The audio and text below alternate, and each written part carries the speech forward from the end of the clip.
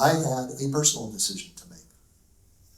And this second part is where the talk stops being explanatory and gets personal, because all of that is true that I just said, but none of it mattered until I gave myself permission to actually try something.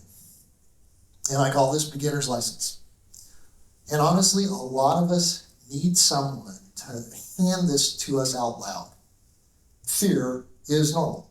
Heck, I feel fear every time I record a video of me working with VS Code, Copilot, and any other sort of agent and posting it to YouTube. I feel a lot of fear, believe me. People are judging me. Maybe not to my face, but they are judging me. And experimentation now is a part of our job.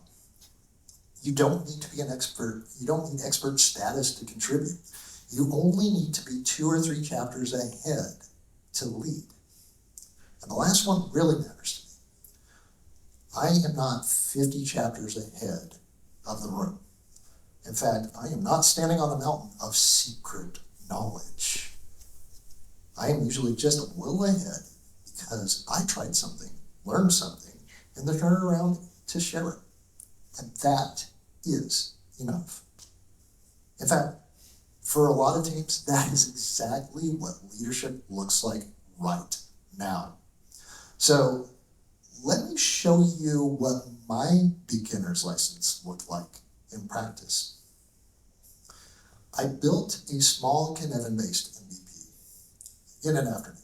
Not a polished enterprise product, not a giant digital transformation initiative, not even a slide pretending to be a product, a real thing. And that mattered to me because it was built with AI support, not engineering mastery. And that is a huge distinction. I was not trying to cosplay as a senior engineer. In fact, I was trying to learn by making something useful enough to create a better conversation, and that is why I describe it this way. Not polished, useful. Small enough to learn from, real enough to scale. And that is a very different standard than perfect. And I think it's a healthier standard for AI work, especially early on.